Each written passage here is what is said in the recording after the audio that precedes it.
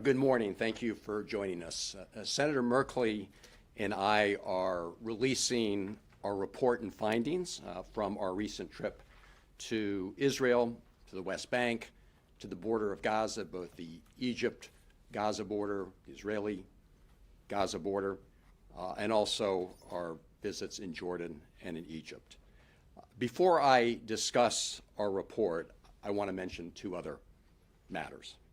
First, yesterday our country witnessed the horrifying political assassination of Charlie Kirk. My heart goes out to his wife and his two children. Political disagreements should never result in political violence. Violence has no place in our politics.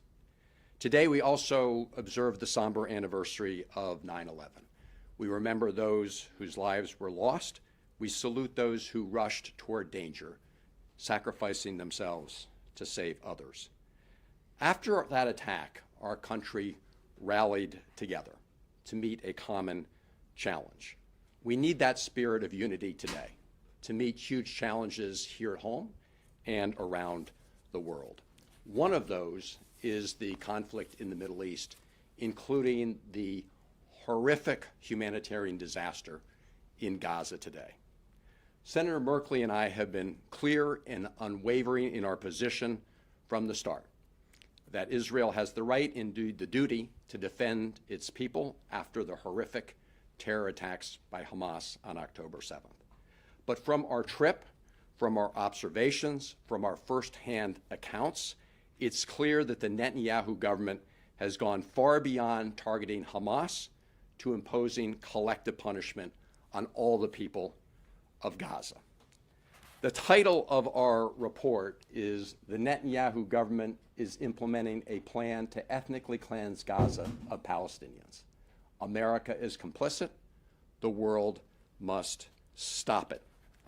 The Netanyahu government has not kept its goals secret. And we start in this report by quoting members of the Netanyahu government, including Prime Minister Netanyahu himself, who has said that one of their war aims is the removal of the Palestinian population from Gaza. I urge all of you to read those quotes because what now they're doing and what we witnessed is putting those goals into action in Gaza. We visited the Egyptian-Gaza border, and Senator Merkley and I had been there back in January 2024. And at that time, on the Gazan side of the border, was the thriving Palestinian town of Rafah. This time, when we went to that border, we were able to climb up a taller building and actually look directly into Gaza. And what we saw with respect to Rafah was rubble. And you can see from this photo that Senator Merkley took that you could see it with your naked eye, and when you got your binoculars, you could see the city of Rafah, which had been home to about 210,000 people, Palestinians, reduced to rubble.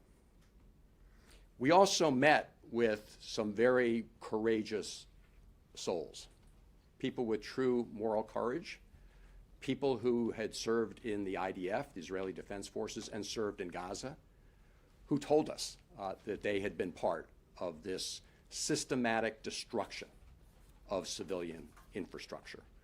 Our report goes into some of the figures, but just for example, 90% of the homes in Gaza have been destroyed or severely damaged. And in our interviews and through our observations, it was clear that the Netanyahu government is also restricting the delivery of humanitarian assistance into Gaza, including using food as a weapon of war. I'm going to briefly summarize some of our findings. I urge you to look at the details in the report with respect to restricting food getting into Gaza, and then Senator Merkley will talk about the challenges of getting that food distributed within Gaza to people who are starving there as we speak. If you look at our table of contents, and we've just passed out the report to many of you, we break the restrictions on food in the Gaza into a number of parts. I'm just going to read them and not go into great detail, but I think it's important to understand the level of specifics in this report. We start with the 78-day total blockade of food and humanitarian assistance to Gaza. That ran from March 2nd to May 19th. And as a result of that, you had a huge amount of people starving to death in Gaza. One of the things we heard loud and clear is, in order to address that problem right now, is to open more crossings into Gaza. There are two that are regularly open, Kerem Shalom, which we visited, and Zakim. There are two others that the international organizations have pushed to have open as regular crossings, not sporadic crossings, in order to get more food into Gaza. That has not happened yet. There are, in addition, the advent of this so-called Gaza Humanitarian Initiative. Senator Merkley will speak more to this. This is when, after that total siege on food, the blockade on food, instead of reopening the normal UN delivery system, they moved toward this system with private contractors, private security folks, opened just 4 sites for 2 million people, 3 of them in southern Gaza, none of them in the north, clearly designed to use food as a method of population control as they try to push the Palestinian population out of northern Gaza. And of course, we're witnessing right now the military operation there. We also point out deliberate obstacles at the Israeli port of Ashdod, the deluge, the just mountain of unnecessary requirements and red tape that slow down the delivery of food into Gaza, the failure to protect convoys along what's called the Jordan corridor. There are a couple major corridors for getting food in. One is through Jordan, and we go through in great detail all the restrictions put on getting food in through that corridor. Another, of course, is the Egyptian corridor through Rafah, and that goes through Kerem Shalom.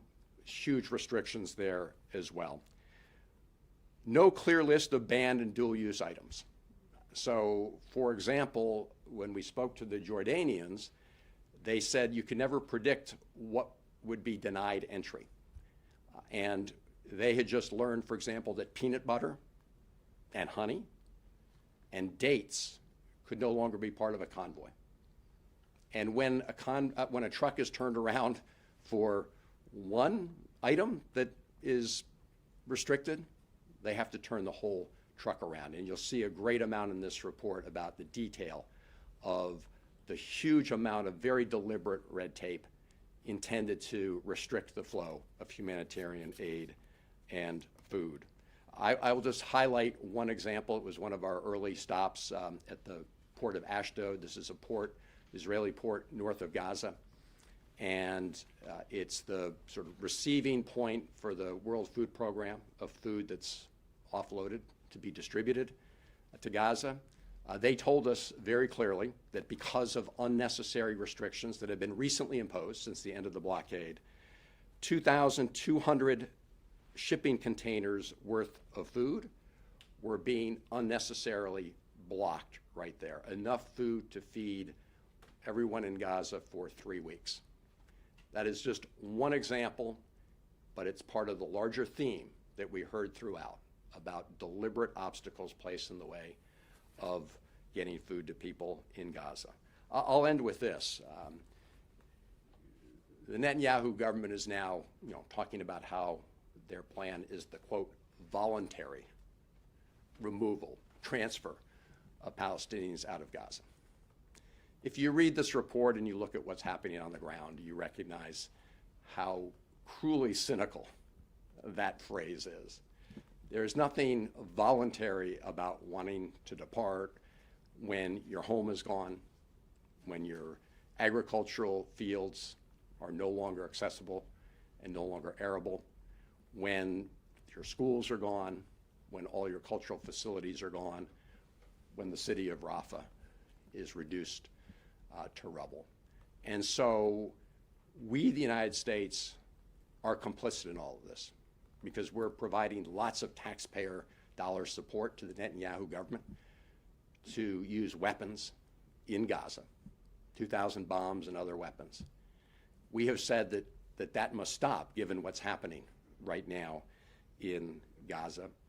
We were critical of the Biden administration for not doing enough, and now the Trump administration is providing the Netanyahu government with a blank check of American taxpayer dollars to fund and support the horrible things that are happening right now in Gaza. The world must end this, and we will do everything in our power to make that happen. And now let me turn it over to a good friend and colleague and somebody who is determined both to shine a spotlight on what's happening, but determined also to end the war and bring the hostages home. Our very last meeting our very first public meeting, I should say, in Israel was with the hostage families, many of them. We met in Hostages Square in Tel Aviv. Their message to us was clear, that Netanyahu has prioritized his political survival over the survival of our loved ones. We believe that to be true. We need to end the war. The United States needs to do its part to end this war now and to bring the hostages home now. Senator Merkley. Thank you very much, Chris. And no one in the Senate has spent so much time and effort to be fully educated about the dynamics in Gaza, the West Bank, in Israel, in Jordan, in Egypt. So thank you so much for your leadership. I want to emphasize that this strategy of ethnic cleansing in Gaza has these two main components. One component is to destroy homes so that they cannot be returned to. Despite having seen the city reduced to rubble through satellite photos, to climb an outside staircase, fire escape to the top of a 3-story building, stand on a ledge, look over, and see this city reduced to rubble, that was extraordinarily powerful to just bear witness to that strategy that's being implemented. Not long ago, as Chris said, 1 million people were here, many of them refugees from other parts of Gaza. That second strategy deprived Palestinians of essentials to live: food, water, medicine. And the piece of this that receives the most attention is the food factor. And Chris has described obstacles about getting food into Gaza. But even after you get it into Gaza, getting it to the people most in need is extremely challenging. If you think about what we were told in our first trip by international organizations, they said, look, if food gets to a certain low level where families are starving, groups will start to raid the trucks before they get to the warehouses. They'll break into the warehouses and raid those. Then they'll start raiding the trucks en route to the warehouse, because that's what you see everywhere in the world when people are starving. Well, that's exactly what we see in Gaza. But now think about the fact that those who are in most trouble in terms of nutrition are those who are the weakest, and that is the children, that is the disabled, that is the seniors, that is the mothers who are pregnant, the mothers who have recently given birth. But to get food to those populations, you have to be able to have an organized system through the warehouses. There is a special supplement for starving children. In much of the world, it goes by the brand name Plumpy Nut. But other companies produce it and call it things like nutritional supplement. A truck full of nutritional supplement, if it is raided en route to a warehouse, that nutritional supplement doesn't get to the children who need it. So what we learned from the international groups is they said the way that you solve this is you flood Gaza with food. And we saw this happen during the ceasefire. We had suddenly 600 trucks a day moving food into Gaza. And when people knew that they were going to be able to access food, they didn't need to raid the trucks, and then you were able to start reestablishing the supply of food to those who need it most. So under this strategy in which food is deliberately restricted by the Netanyahu government, we're going to continue to see children, women, elderly, disabled, starving. And this is the heart of the famine that is there right now. The second thing I want to emphasize is we have a few chapters in the course of this year. We have the chapter of the ceasefire from January 19th to early March, March 1st. Then we have this full blockade from March 2nd through May 19 that produced a hugely accentuated level of starvation. And then we have the third chapter in which Israel, in response to the world, said, yes, we're getting food in, and we have this great system, this Gaza Humanitarian Foundation, GHF strategy. And as Chris described, that strategy was to open 4 sites, not the hundreds of sites that existed through the United Nations distribution system, but 4 sites. Think about that, 4 sites to cover 2 million people, with 3 of the 4 deliberately located just in one corner in the south. The goal of that was, hey, if you're in Gaza City, somewhere to the north, the only place we're going to get food to you is if you go to the south. This is part of that strategy of displacement. That strategy has not worked well. According to a report by a humanitarian group, they recorded 1,373 people killed from May 22nd to July 31st. The bulk of those happening in the vicinity of those 4 distribution sites. Another group called this not aid, but orchestrated killing. Who would ever come up with an idea to replace hundreds of sites where people can access it to 4 sites in the south? Think about whether or not a mother who's already malnourished is going to be able to walk miles to one of those sites, maybe carrying a child, and somehow lift a 40-pound box and make it miles home.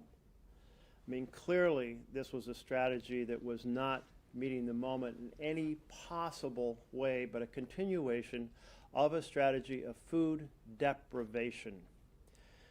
Ethnic cleansing through destroying homes, ethnic cleansing through deprivation of food, water, and medicine. And now we have Gaza City. Gaza City is en route to looking like this, rubble. Just as there were 1 million people gathered in Rafah,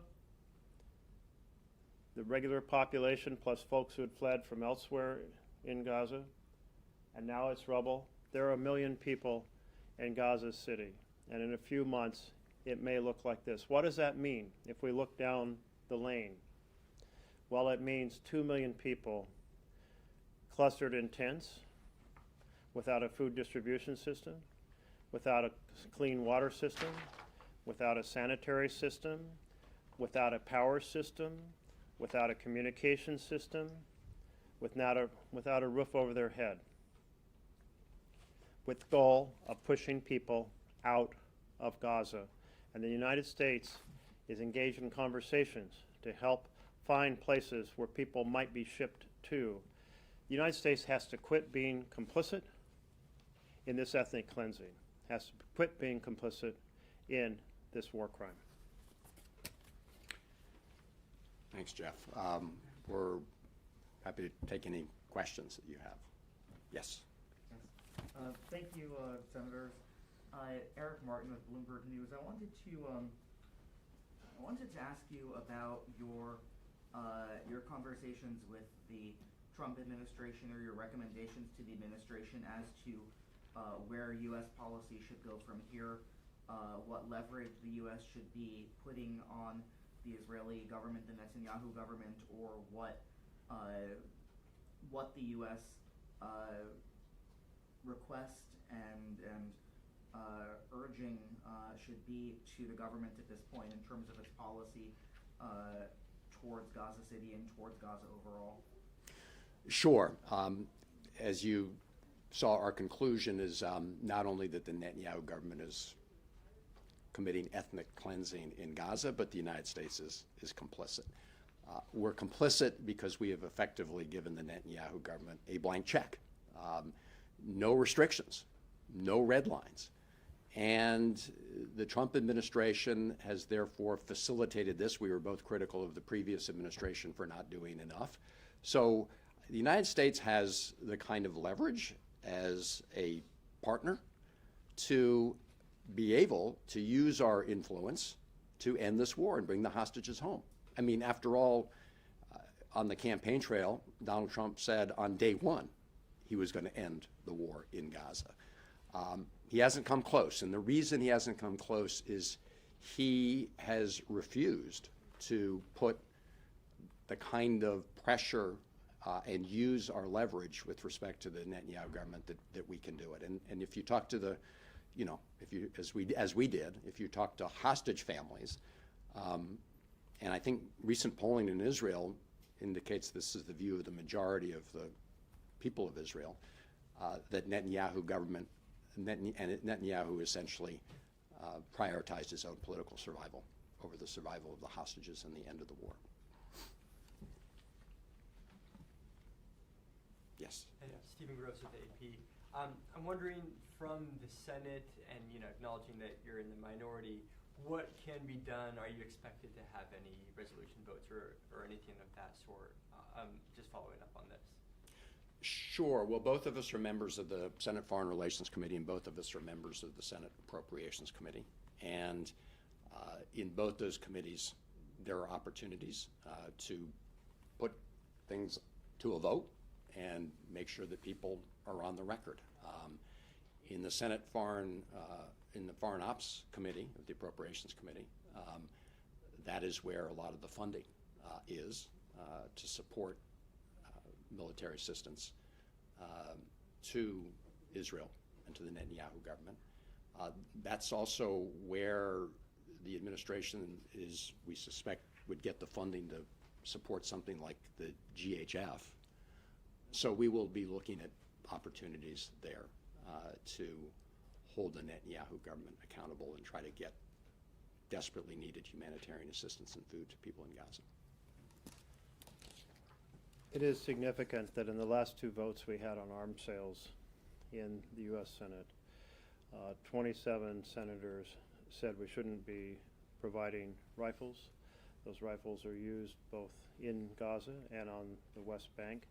The West Bank is an additional story in which there is now a green light for settlers to hugely attack Palestinian villages in a systematic way, cutting them off from olive orchards, from vineyards, from springs, from wells. Our report today is about Gaza, but to have half of the Democratic caucus vote, more than half, vote against an arms sale, you would not expected that 2 years ago.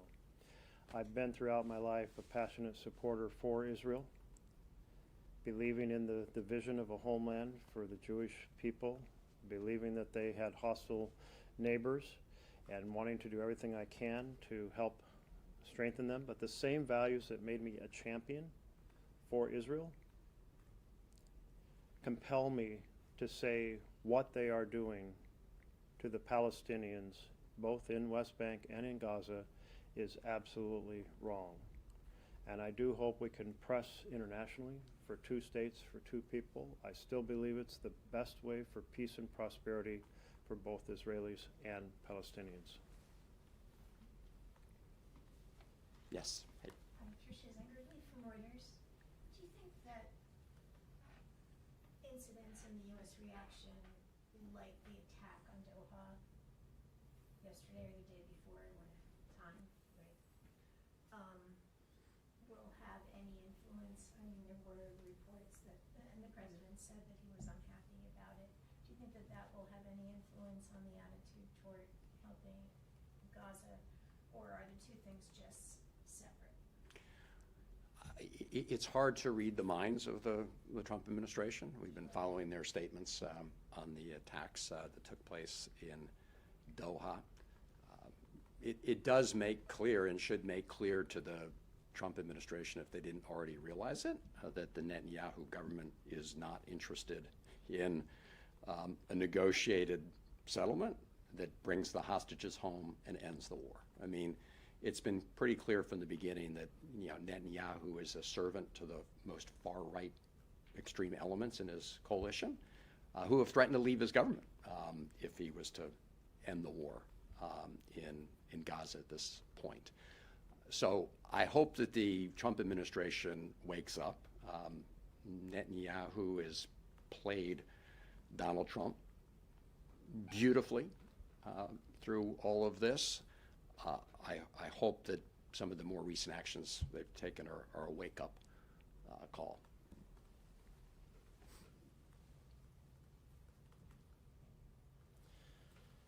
If I could have the confidence of Trump, if I thought he would listen to me, I would say draw a red line right now on Gaza City. Tell Israel, we're not going to provide economic aid. We're not going to provide weapons, offensive weapons, if you continue this assault. The hostage families are clear that if a campaign taken many months goes forward on Gaza City, there's a very high chance that their loved ones who are still alive will not be alive by the end of it. Good chance that they're being held in Gaza City. Good chance that they won't live a few more months, being moved repeatedly just as those who are with them are moving to escape bombs. And use that power to create a permanent ceasefire now. It's a ceasefire that enables the hostages to get home. It's a ceasefire that stops the massive deaths of women and children. It is a ceasefire that allows in humanitarian aid and therefore the ability to stop the famine. It is a ceasefire that allows negotiations towards a better future. I want to just say amen to everything that Jeff Merkley just said. If you think back a number of years, the Biden administration actually drew what it described as a red line with respect to Rafah. He said that if the IDF went into Rafah, too fast and just destroyed it, it would create a humanitarian disaster. Well, Rafah's been reduced to rubble. We need to establish very clearly, as Senator Merkley said, that continuing the demolishment and attacks on Gaza City are unacceptable. And then we need to back it up.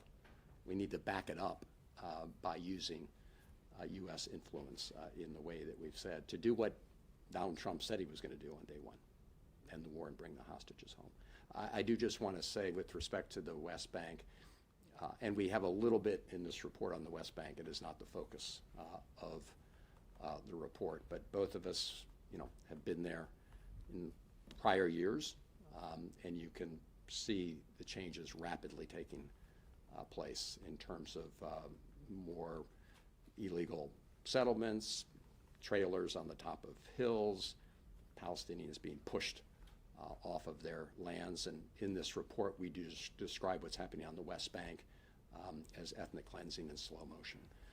The bottom line is that the United States needs to play its leadership role in the world with a country that has been our longtime partner, as Senator Merkley indicated. And a partnership has to be a two-way street. It's not like a one-way road. And the United States has interests in bringing an end to this horrible conflict and bringing the hostages home.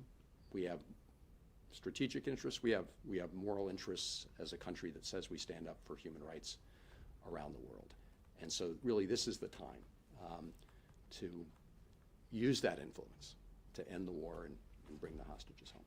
So thank you all very much for being here, and we urge everybody to read the report. There's a lot of detail in here that we were not able to cover in the time we have. All right, thank you. Thank you. Thank you.